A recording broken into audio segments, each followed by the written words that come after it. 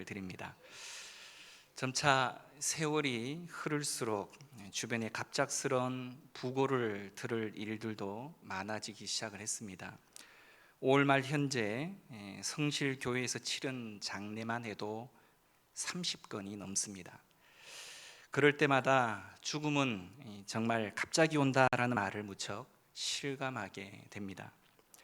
누군가를 사랑하면 그의 고통을 함께 느끼게 되고 그의 부재를 슬퍼하게 되는 것이 인지상정입니다. 사랑하는 이의 죽음 앞에서 슬픔을 온전히 느끼고 표현하지 못하면 슬픔은 딱딱한 돌덩어리처럼 굳어져서 우리의 몸과 마음 깊은 곳에 박히게 되고 두고두고 우리를 힘들게 만들게 마련이죠. 슬픔이 눈물과 가장 가깝게 연결되어져 있는 것은 슬픔은 안에서 밖으로 흘러나와야 하는 것이기 때문입니다. 슬퍼해야 할 때 눈물을 흘리지 못하는 것은 감정적인 평정이라기보다는 오히려 마비 상태일 경우가 많다라는 거죠. 갑작스러운 부재의 경험은 슬픔의 의미와 힘을 우리들에게 배우게 합니다. 울다라는 뜻의 한자 읍자는 눈물 누자에서 따온 삼수변, 그 변에 설립자로 구성되어져 있습니다. 혹자는 이를 눈물을 흘린 이후에야 다시 일어설 수 있다라는 뜻으로 풀이를 하였습니다. 슬픔을 온전히 느끼고 표현해야 비로소 일상을 다시금 살아갈 수 있다라는 이야기죠. 슬픔은 다른 감정들보다도 더 오래 지속이 되어집니다.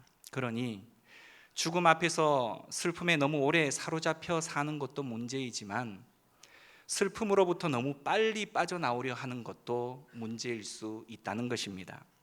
그런 의미에서 교회는 삶과 죽음을 함께하는 진정한 사랑의 공동체가 되어져야 합니다. 기쁨을 나누는 잔치집에도 많이 가주어야 하지만 슬픔을 어찌할 줄 모르는 상갓집에도 많이 가주시기를 부탁을 드립니다. 나와 관련이 있어서가 아니라 그리스도의 이름으로 가주라는 말씀입니다. 슬픔은 이렇듯 관계적 감정이죠. 슬픔을 함께하는 공동체가 있을 때에 슬픔은, 특별히 죽음은 덜 고통스럽게 경험이 되어집니다. 죽음을 깊이 탐구한 학자들의 말에 의하면 친숙한 환경에서 사랑하는 이들에 둘러싸여서 죽는 사람은 죽음을 덜 두려워하고 또한 받아들이게 된다라고 말들을 하고 있습니다. 하지만 핵가족과 또한 개인주의를 특징으로 하는 현대 사회에서의 죽음은 지독하게 실이 외롭기 일수다라는 것입니다. 따라서 교회는 죽어가는 이와 살아가는 이 모두에게 덜 외롭고 그래서 덜 괴롭게 죽음을 경험케 할 수 있는 큰 능력을 가진 공동체입니다. 그렇게 경험되는 죽음에는 슬픔만이 아니라 고마움도, 사랑의 감정도 함께 그 가운데에 있다라는 것입니다. 우리는 그 사실을 지난 시간 동안 먼저 돌아가신 공동체의 형제 자매들의 이별을 통해서 충분히 배울 수 있었으리라 생각을 합니다. 또한 이 자리에 우리도 때가 되면 존재의 근원으로 돌아가게 될 것입니다. 죽음이 삶에게, 우리에게 해주는 말은 그래서 단순하면서도 명백합니다. 서로 사랑하며 살라는 것입니다. 죽을 때에 정말 사랑하다 죽으라는 것입니다. 그런 점에서 죽음은 인간이 할 수 있는 가장 소중한 영적인 경험이 된다라고 말을 할 수가 있습니다.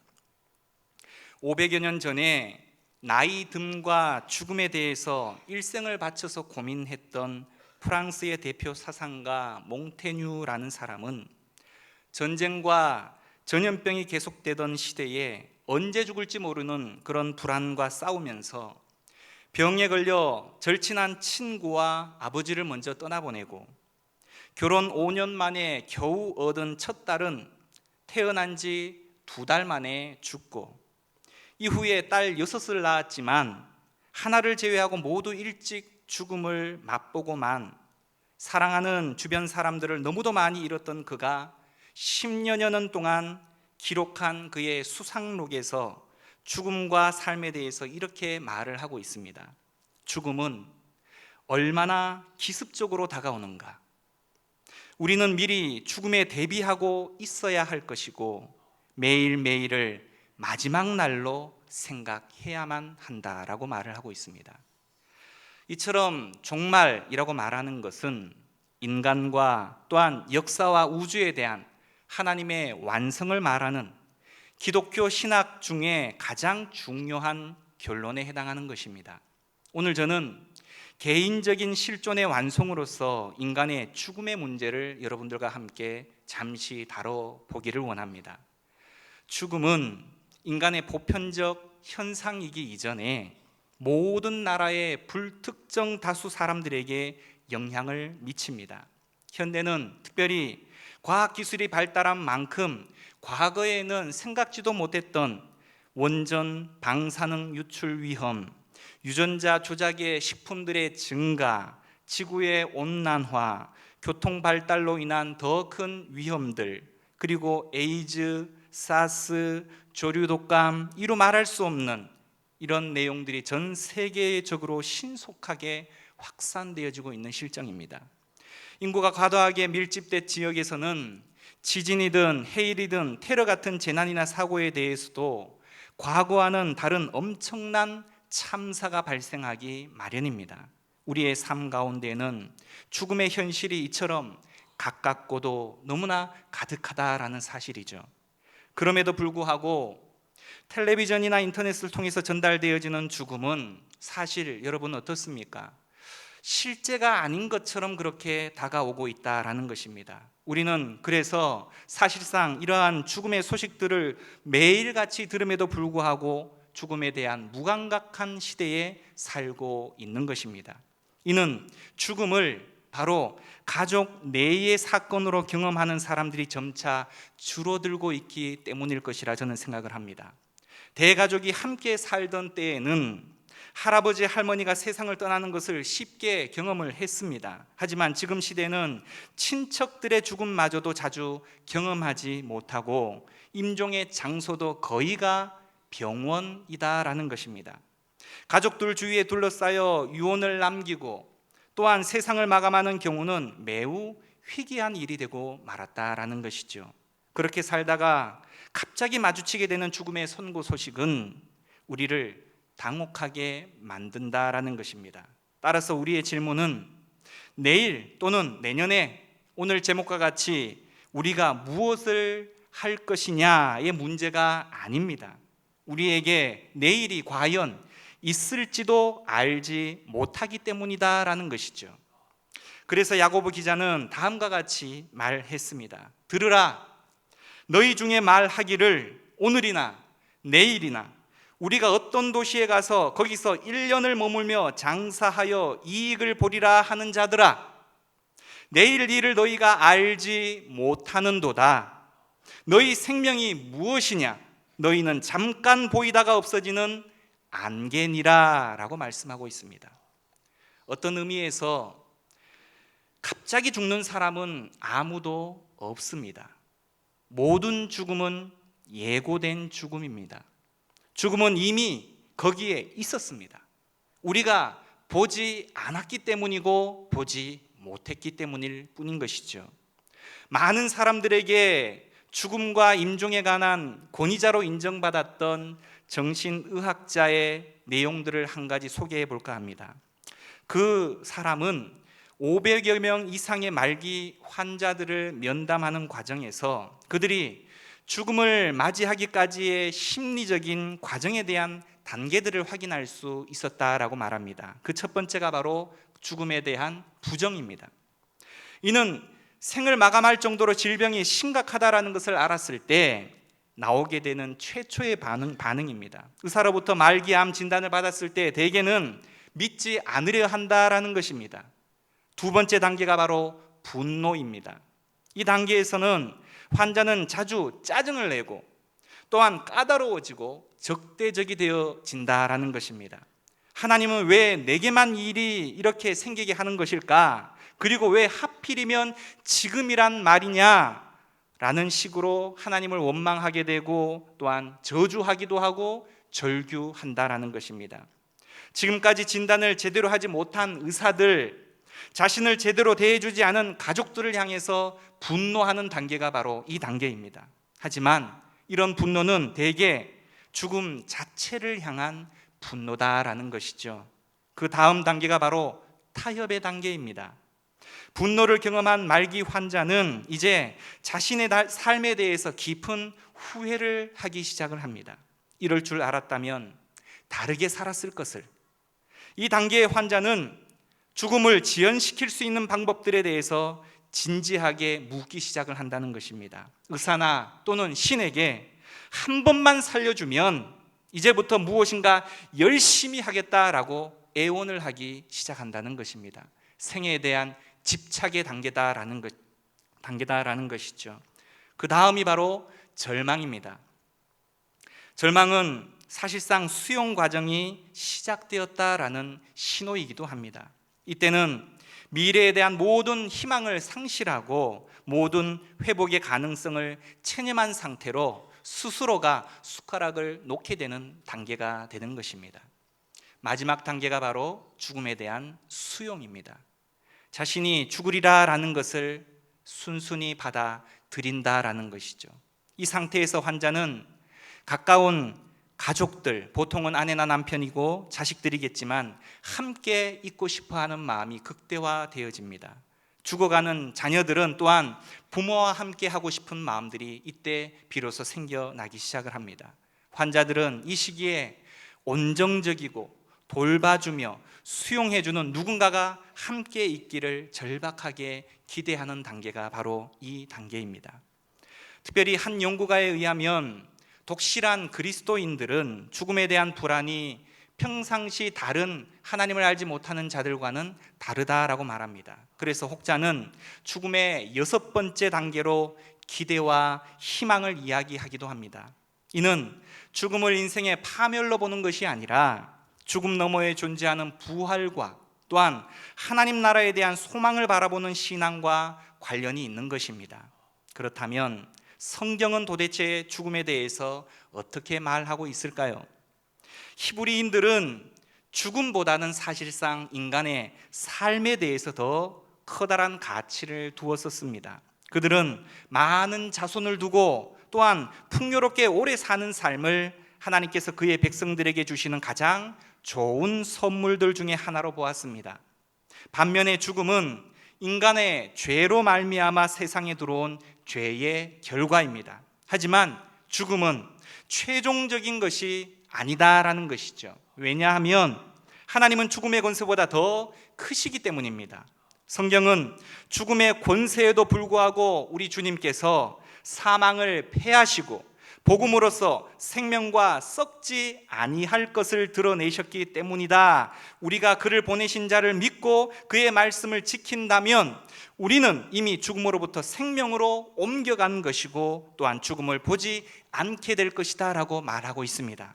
이런 이유로 장차 죽을 것이다 라는 전망과 우리 자신의 죽음에 대한 생각도 더 이상 우리에게 두려움이 되지는 못하게 된다는 것입니다.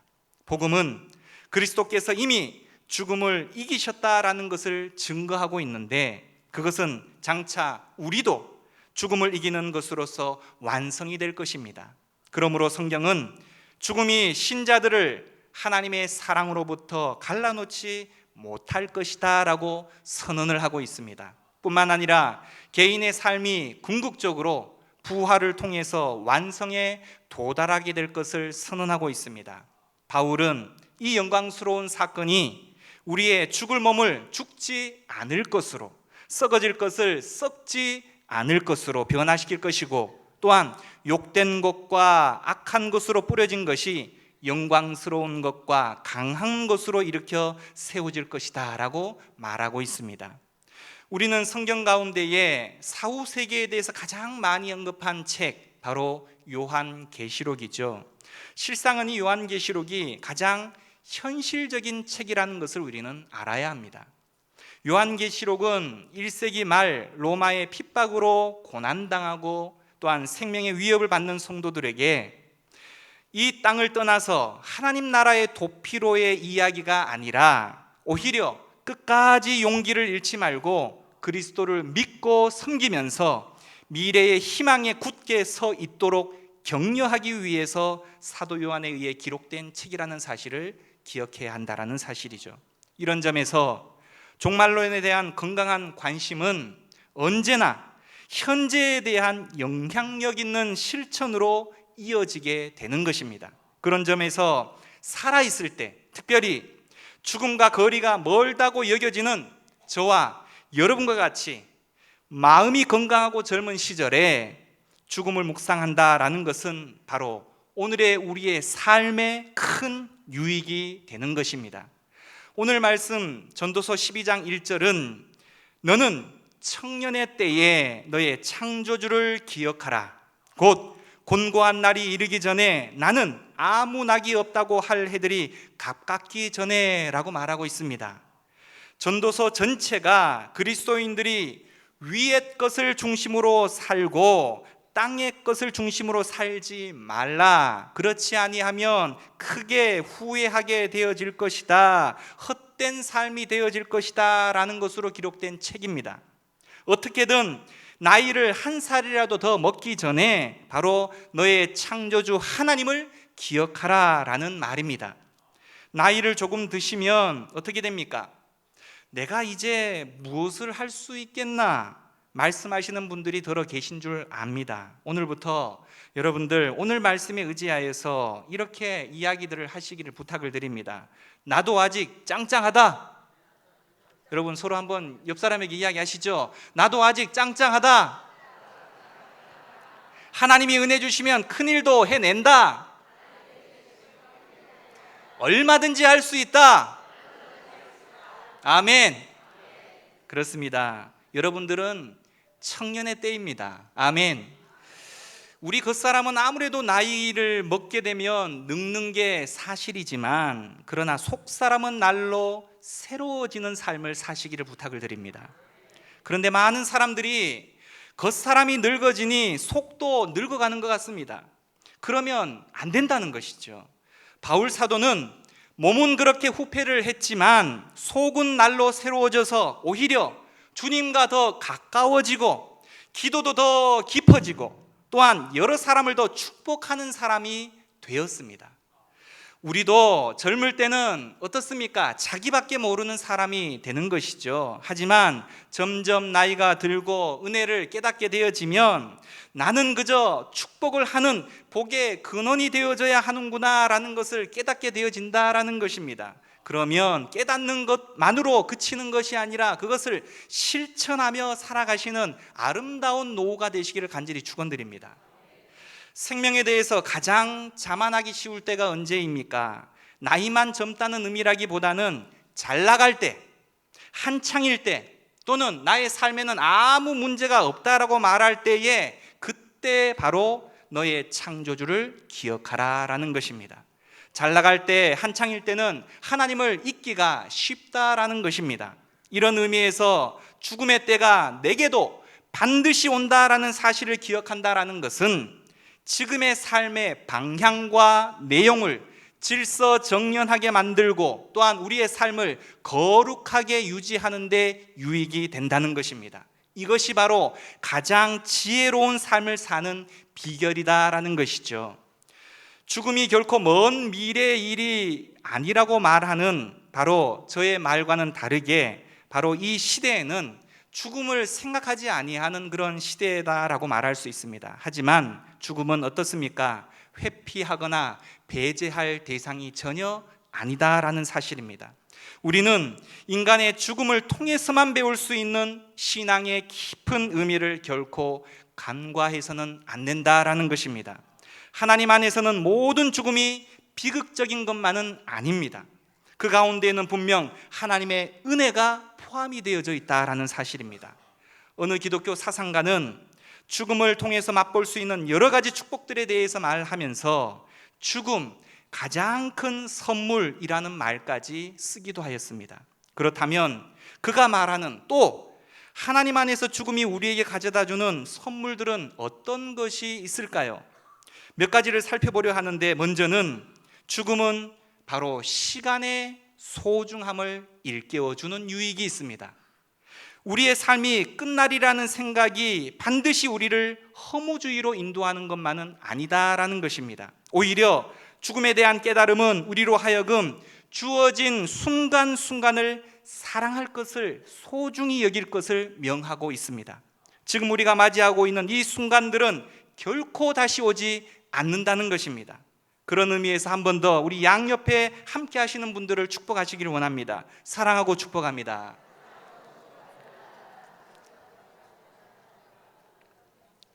여러분에게 이런 기회가 다시 오지 않을 수도 있다라는 사실입니다.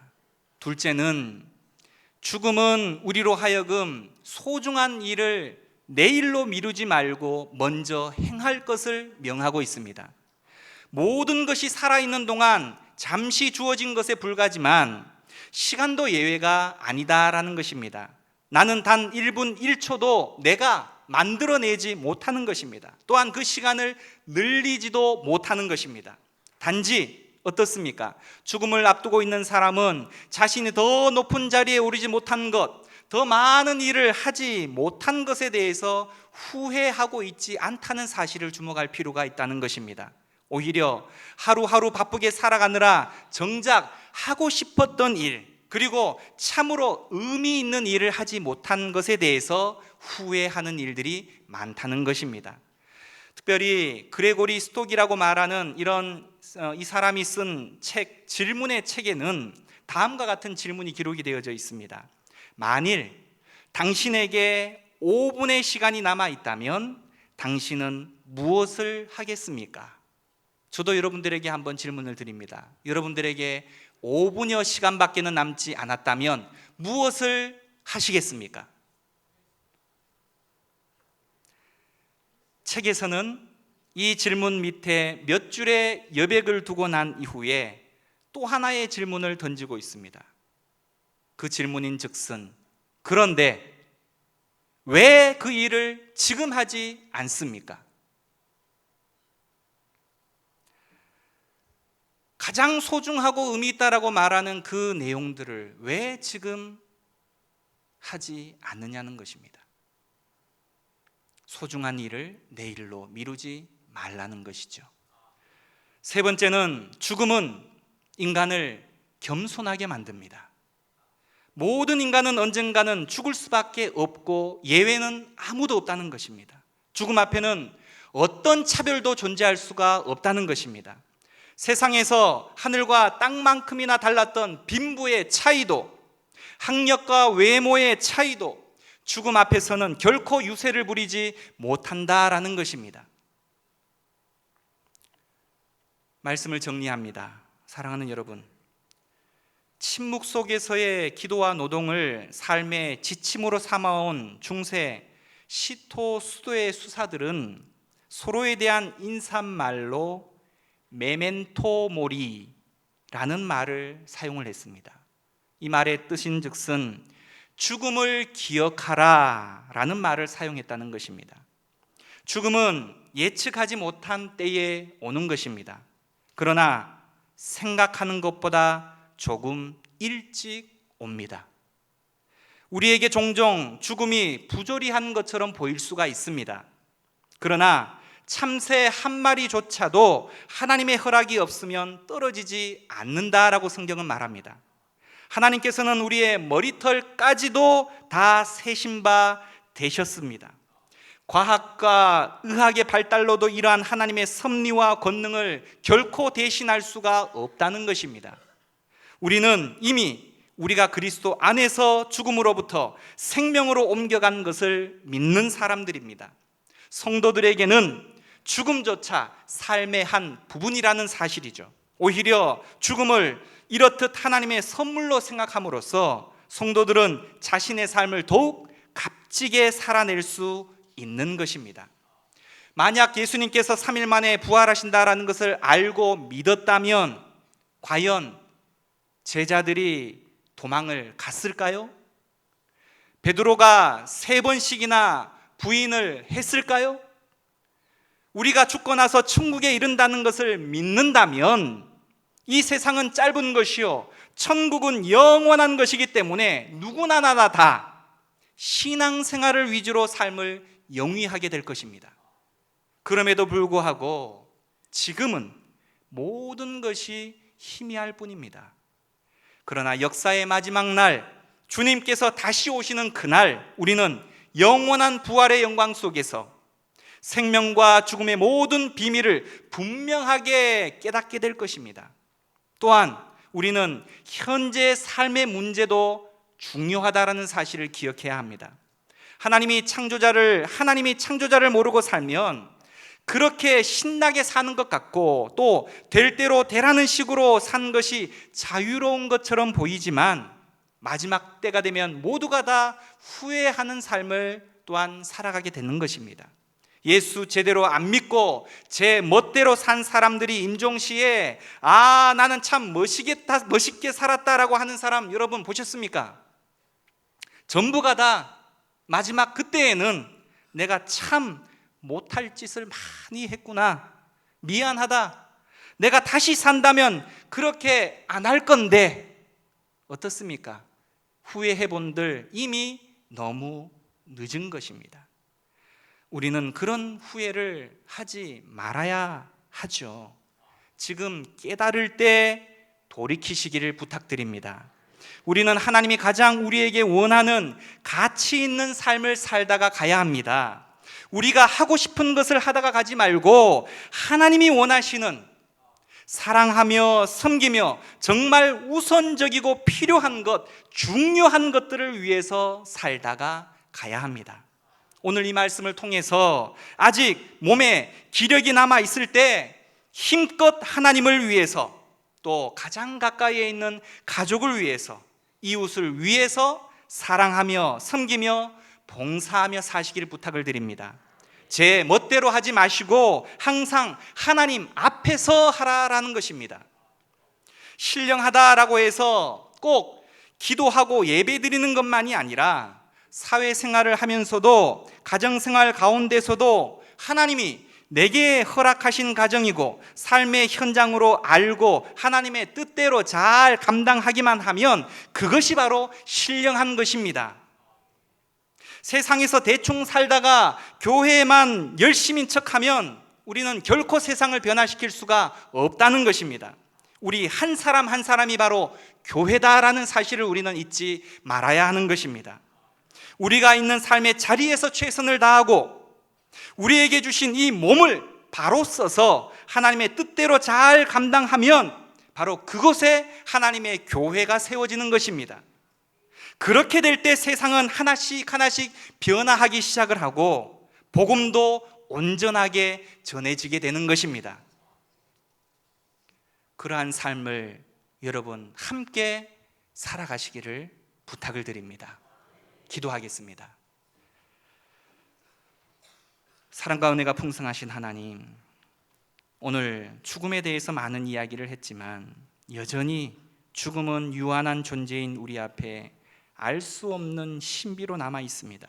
하지만 알 수 없음에서 오는 두려움이나 불안이 아니라 부활의 소망을 확신할 수 있도록 우리의 심령 가운데에 믿음으로 인도하여 주시기를 원합니다. 죽음이 주는 모든 물음표에 사랑과 섬김으로 답할 수 있는 삶을 살아가게 하여 주시기를 원합니다. 아픔 당한 자를 그리스도의 사랑으로 위로하는 자리에 선호하여 달려갈 수 있는 우리의 몸이 되기를 원합니다.